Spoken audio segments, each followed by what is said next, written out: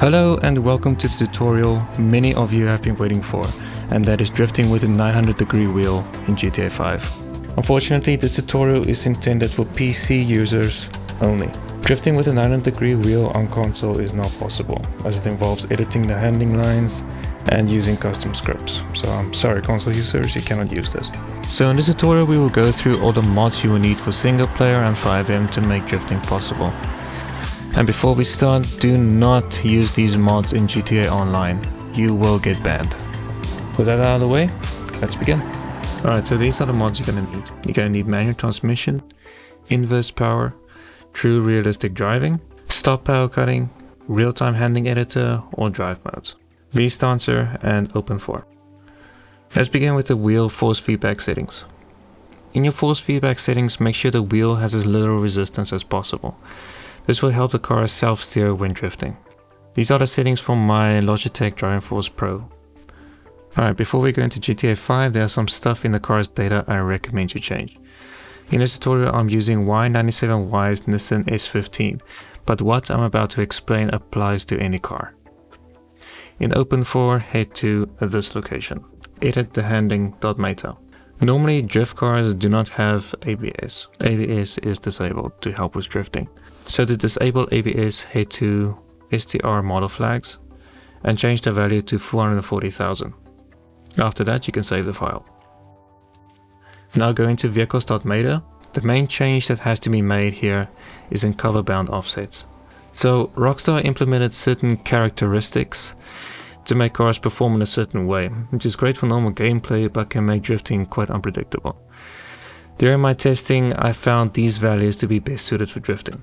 For front engine cars I recommend change the values to Z190, the Rapid GT or the Intruder. For mid engine cars I recommend change the values to Infernus or the Monroe. For rear engine cars like Porsches, change it to the Comet 2. Another value I recommend you change is steering wheel multiplier. Change it to 1.0. For some cars you will see some values of 0.7 and lower. Setting it to 1 will give you an accurate steering lock. So if you change the steering angle to say 50 degrees, it will show properly when the wheels are turned at full lock. After you're done, save the file and quit OpenIV. Now let's go into GTA 5 and set up manual transmission. At the time of making this tutorial I'm using manual transmission 4.8.2. So for future updates, be sure to replicate these settings as best as you can. Open manual transmission with the square bracket key. Select controls. Select wheels and pedals. Select soft lock.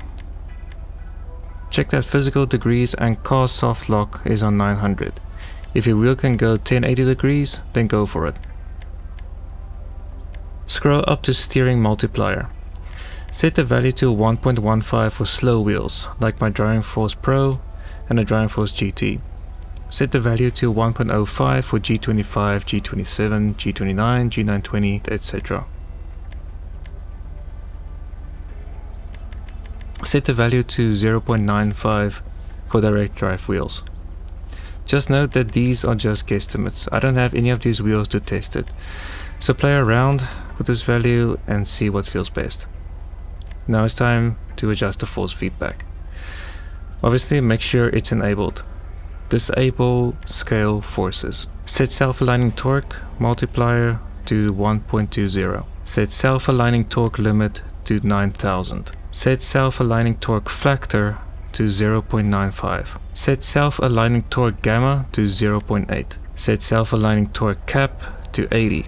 Set detail effect multiplier to 1.50. Set detail effect limit to 6000. Set detail effect averaging to 2. Set collision effect multiplier to 2.5. Set damper max to 5. Set damper min also to 5. Set damper min speed to 5. Select tune force feedback anti-dead zone and set it to 400. Alright, now let's move over to the handling. In single player I'm using a combination of stop power cutting and RealisticMass / realistic driving 5. For FiveM I recommend only using manual transmission and inverse power. For stop power cutting I recommend making a few changes. To open a menu press I, to go up in a menu press L, and to go down in the menu press K. Go down the menu until you get to better power curve intensity, Press I again to select it and use L and K to adjust the value. For drifting, I recommend setting it to 5. This is my recommendation for drifting, but you can adjust it to your liking. And also make sure that set disable power cutting is set to 1. Open drive modes with F10. Select create initial config. After the initial config has been created, go into vehicle editor. Scroll to the bottom of the menu and select save as new config. Press enter and type in a name. Scroll to the top of the menu. If current drive mode is on default, press the right arrow key and select the handling you just saved. Now we can adjust some values.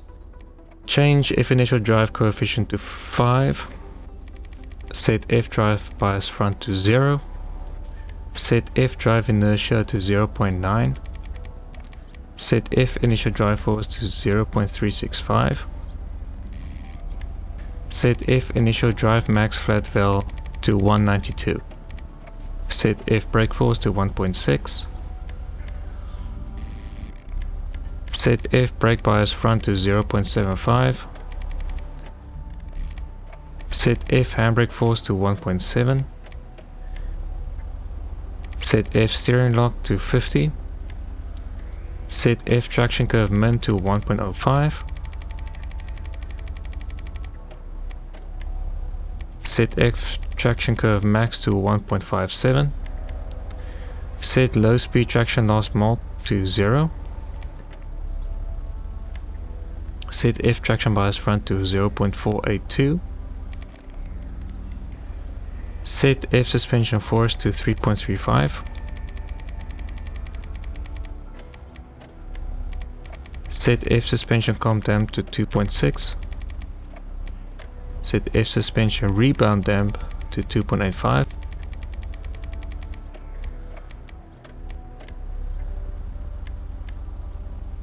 Set F suspension upper limit to 0.12. Set F suspension lower limit to negative 0.05. Set F suspension bias front to 0.55. Set anti-roll bar force to 1.05.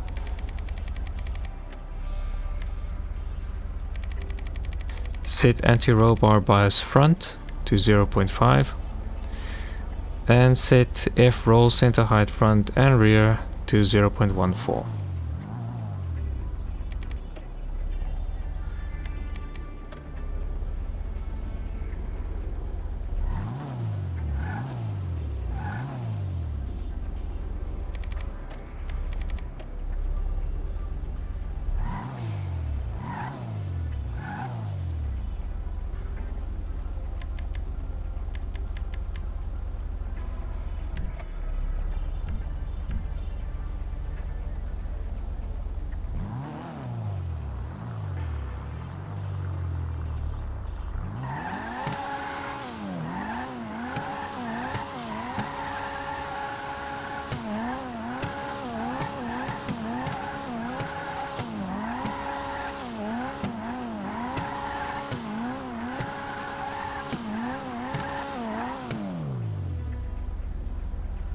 Looks like the car has too little grip, so let's set the F traction curve min to 1.13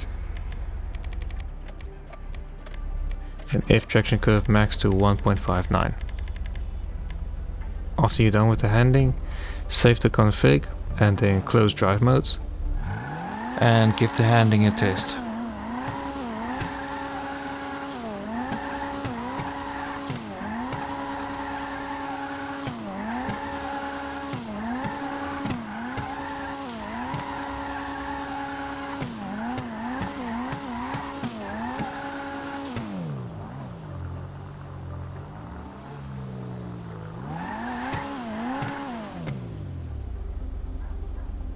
Go into VStancer and adjust the fitment. If you're happy with it, then save it.